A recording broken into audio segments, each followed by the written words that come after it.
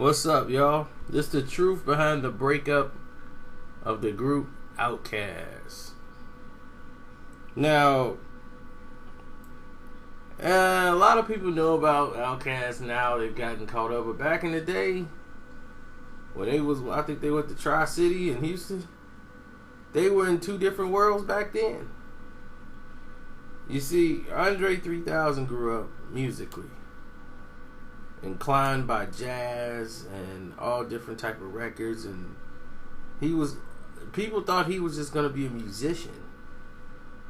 You know, rap wasn't in his forte at the time. He was so obsessed with music and like the sounds, and it's got to be perfect, and his writing and poetry came later on, but he was more influenced by the jazz records, the blues, rock and roll, like guys people wouldn't even think of, overseas records. That was Andre. Big Boy was all about bass, down south flavor. So he was all about the streets. He hung out with a lot of unsavory people at the time, even in high school. So, that was just people he knew from around his way. But the two met up when he was writing poetry and doing rhymes, and they was like, okay, this thing could probably work out. His style of funk and the music that they use in his style blended well with Andre. And to have the vision to be able to see that, you gotta have a music ingenious. It's like, we can come together and make something work. You speak that street stuff, I spit the signs, and people will get it. It's like street signs. And there hasn't really been a duo like that. So when you move along with the rest of their career, when they first dropped Southern Playalistic with LaFace Records, they were the first rap group ever to have a deal with LaFace. Everybody like, LaFace put this out? They do all R&B, and they don't put out garbage. And when Southern Playalistic came out, it changed the game. It put Atlanta on the map. Everybody was like, ATL is definitely in the house now. So when that happened, no disrespect to Jermaine Dupri and all the stuff he was doing, but this here put hip hop really on the map in Atlanta. And it was on. Now, as they're going through their process, LaFace Records, and everything's blowing up, they going platinum, 2 times platinum, 3 times platinum. You move all the things up till you get to the actual record company, LaFace. Everything's always going good as long as you got money in your pocket. Now, LaFace Records is one of the biggest companies in the world as far as music, R&B, soundtracks, based out of Atlanta. Now, it was going through a lot of problems. And what I mean by problems is things started to go awry because money wasn't really distributed the right way, the way it used to be. And with these things happening, you start to see some pull and friction. But let's go back to the second album, because I want to go through the periodic change of Andre. After the first album was done, he was going through, a lot of people think Erykah Badu changed Andre 3000. Let's clear that narrative up right now. 3000 was already in the process of change. He was reading books about spiritualism, and he started to, the mind started to get open and like, wow. And he is a fiend for knowledge. And once he started learning the truth about the world and the truth about things he had never really been told, he's been knowing mostly about music and life, that as he know it from his parents and everything else. But once he started to open up, start seeing things about the Israelites, his birthright, his legacy, his people, the things he's supposed, he wanted to live that life to the fullest. He's not somebody who's just gonna go out and say, yo, I'm from this, I'm from that, but I'm still finna drink, smoke, do all this. No, he wasn't doing it. He was going to be 100%, or he wasn't gonna do it at all. That was Andre. So he wore the turbans on his head. He took a vow of celibacy. He cleansed his body for the period of time he was supposed to be. And all of these things that he did, when he met Erykah Badu, she was already into this and on a similar path with him. So they related on these topics, and she knew he was just starting his journey. And this is what attracted the two. The two minds and the way they conversate, they were on different wavelengths than everybody else. So that's how they connected. But you didn't see it until Elevators. When you saw Andre, they was like, why is Andre wearing that? Like, why is he dressed up like my man from Grand Poobah or whatever from Mike Tyson Punch Out? That's what everybody used to talk about. Like, he dressed like dude from Mike Tyson Punch Out. Oh, that's just his style. So, as that transpired,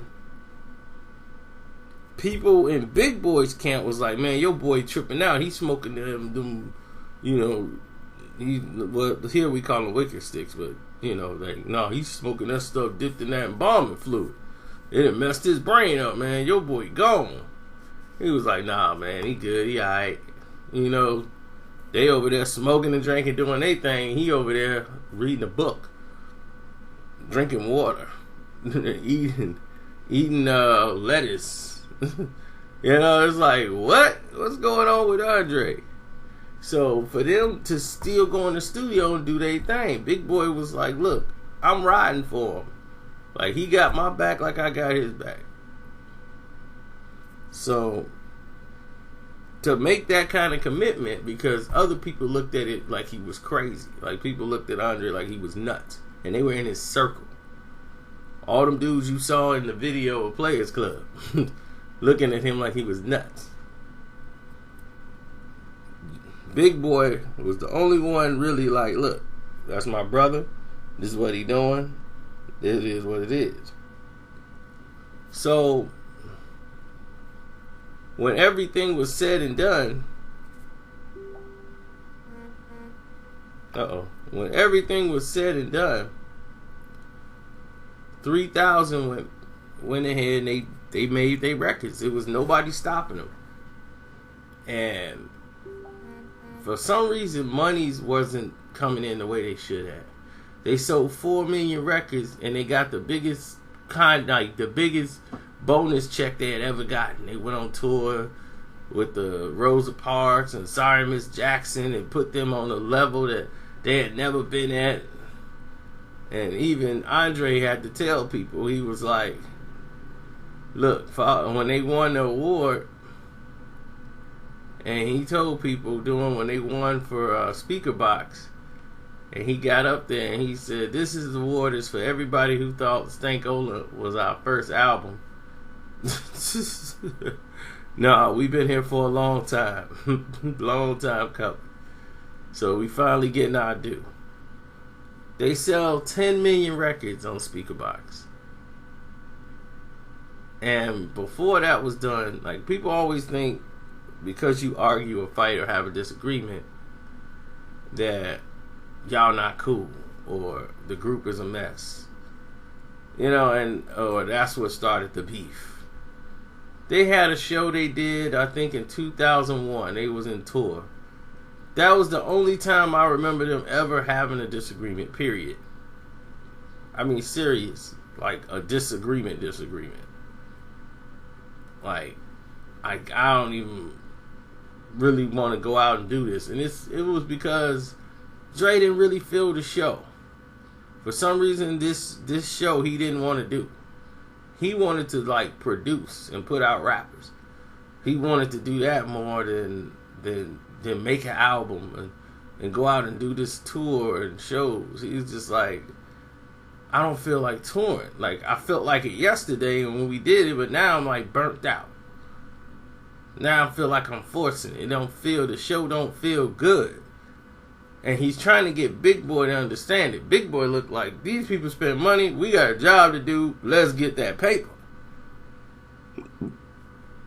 And he was just like, man, you not feeling what I'm saying, man. Listen to me, man.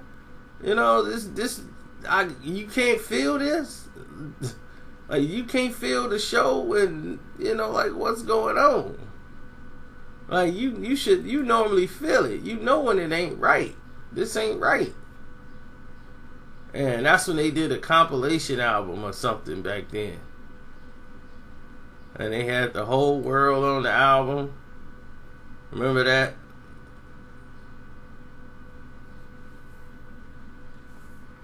So they was touring, doing the song So Fresh, So Clean. They were doing great on the tour. So they ended up finishing the show or whatever. I think they canceled a couple of dates because Dre needed rest. They blamed vocal reasons. So, anyway, he got some days in the rest to get it out of his mind. They got the money. Everything moved smoothly. Now, Speaker Box come out. And during this time, the studio is going through a problem. Because LaFace is basically shutting down. They have no more real R&B artists no more. The R&B game is a mess. And they're trying to find a new distributor because Arista is going under. So now Arista sells the LaFace partnership with Jive Records, and this was a nightmare to begin with. And once the Speaker Box album came out, and it went like 11 million records sold. It went double platinum in the UK alone. And Hey Ya was the number one song on Billboard in Australia, Swedish. It was a worldwide song. And I Like the Way You Move was in the top pop 100s. And finally you get to see the blending of the two styles at its perfection. Andre on his own, Big Boy on his own. They were supposed to do two separate albums. But because of the record labels and the way they were fighting and doing this, they said, let's put them together on an OutKast album and have one album Big Boy, one album Andre. Because the studio can't afford to put out two albums right now, and they just won't do it. Two separate albums. So they put it together as an OutKast album, and it counts towards, you know, them reaching their whatever, their album, whatever, their contract. So this is where the problem comes in. They sell like 12 million records and they don't get financially compensated the way they were supposed to. The money's coming real slow. It came fast, then it started coming slow. And they had, at the time, they were still doing the Idlewild movie. And while they were doing that, they only had like a couple of songs that they had done together, and the rest was the Goody Mob and other people that they were working with at the time. But as the years went on, Andre was really burnt out from doing music.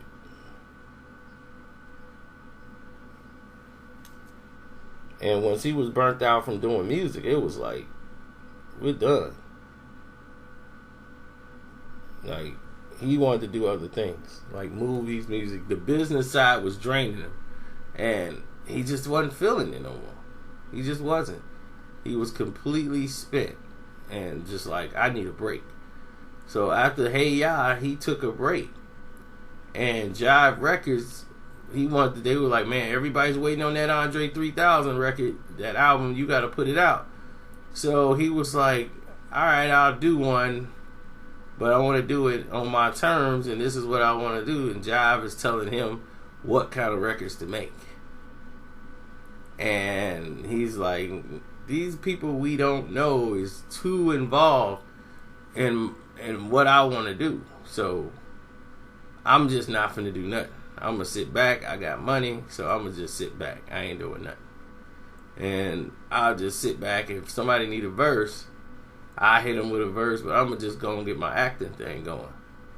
Because a lot of people didn't know Andre 3000 was being mentored by Prince.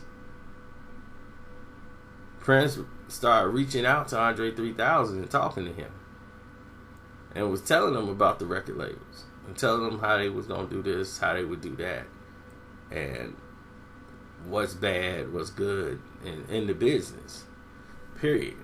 And his experience and what he went through with the record labels. So you haven't seen him. So he's been sitting back trying to get other things going as far as his movie career and taking certain projects on the side, all these different movies.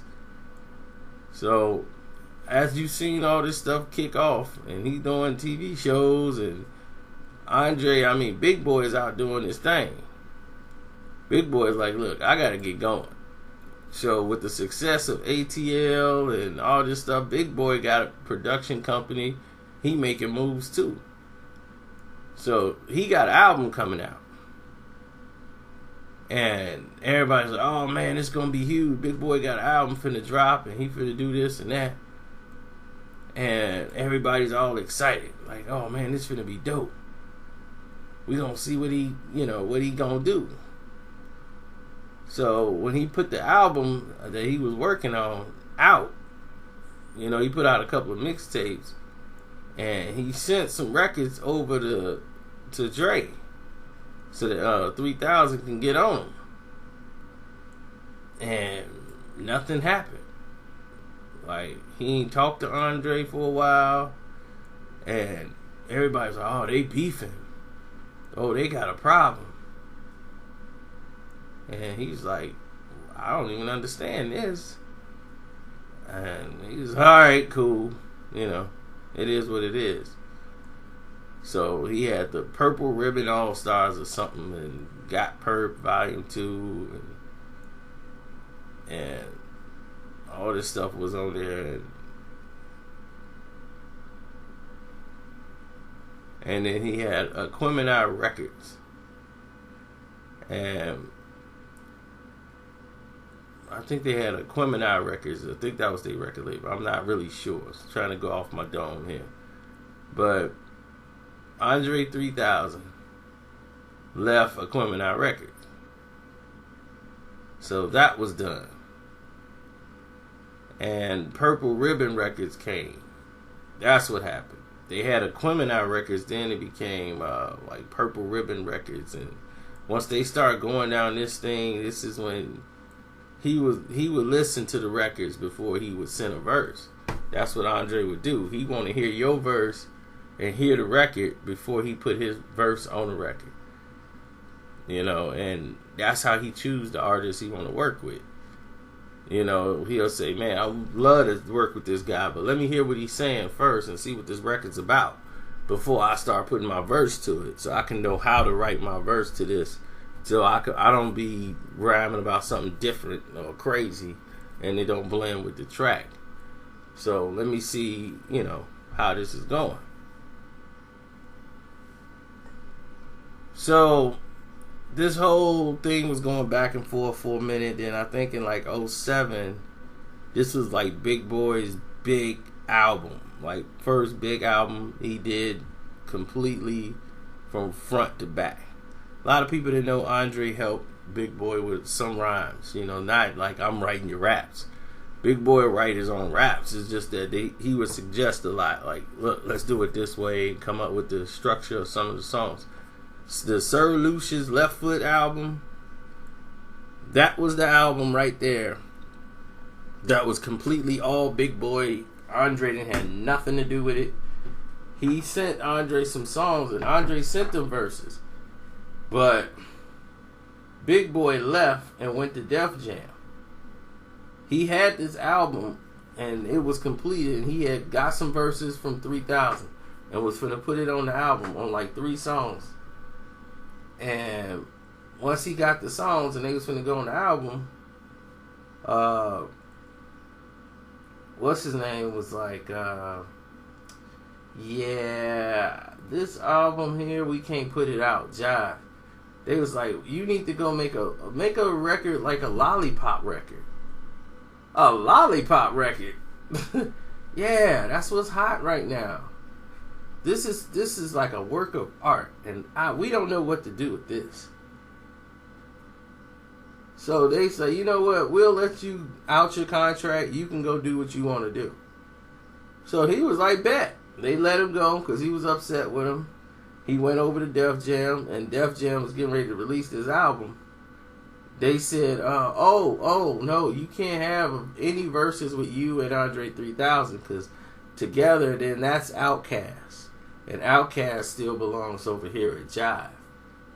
So either one or the other gotta go on the song. Both of you can't be on the song. So they said, oh, okay, bet.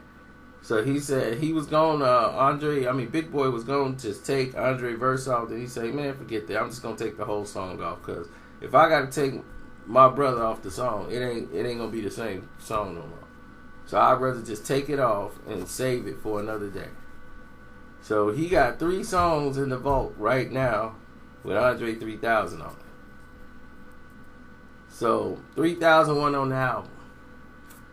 The studio Jive is mad at him anyway because of what he been doing.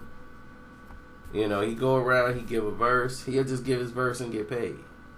He'll get his verse and get paid. So pretty soon they start smothering him out the business with lawsuits and you ain't did this, you ain't did that. And 3000, he had a son, like this is years down the road. He's getting ready to graduate from high school. And he's like, look, money ain't where it should be. These residuals and the money been coming in slow ever since the speaker box situation and the Love Below. The money's been dripping in. It's not coming in the way it should have.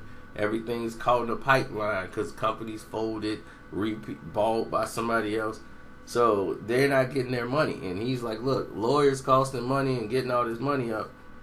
And Big Boy's like, look, man, we can make some money here. Like, there's a tour coming up and we need to do it.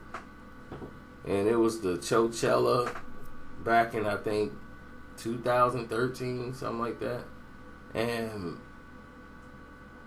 when they did the Coachella, it wasn't the same.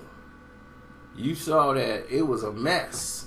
Anybody saw that show was like, man, it was like 2 solo shows all together. And Andre's like, man, I was not feeling this show, and I felt like I got to do it because I got financial responsibilities. So it felt like I was selling out. And he was like, somebody's like, man, why y'all doing these festivals, man? It sounds like y'all selling out. And he was like, man, I can't even lie to the public. It is selling out to me because I needed money. And I was up against it. And I needed it, even though I did like the wardrobes, switching into the different wardrobes and coming out. But other than that, that was it. Because I'm doing songs that I've done when I was 17 years old.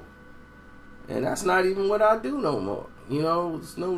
We doing all these old songs. I'm like, we ain't performed in 10 years. And this is like our 20th year reunion that we're doing right now. So it was crazy. And then he said he talked to Prince after the shows was over, and Prince told him how he could make his shows better, and told him, look, people want to be wild when they come to see OutKast. You guys are like international icons. People want to be wild when they see you. So just perform your hits. Just perform the hits. Don't try to perform nothing arty or nothing. Just perform your hits. That's it. They want to be wild. Let them be wild by the songs that they love. So, anybody talking about these two, believe me, they are brothers. They take their kids to Disney World and all that stuff together, Six Flags over Georgia, all that stuff. These guys are brothers. Okay? They might come back and do something down the road, but it got to make sense to Andre to do it. And if it's not making financial sense or just spiritual sense, he's not going to do it. So they just not performing together right now. But you don't see Andre out there performing, period, do you? So they're not broken up. It's just that right now they're all doing their different things. And that's it. Straight to the cup. 2 points. I'm out.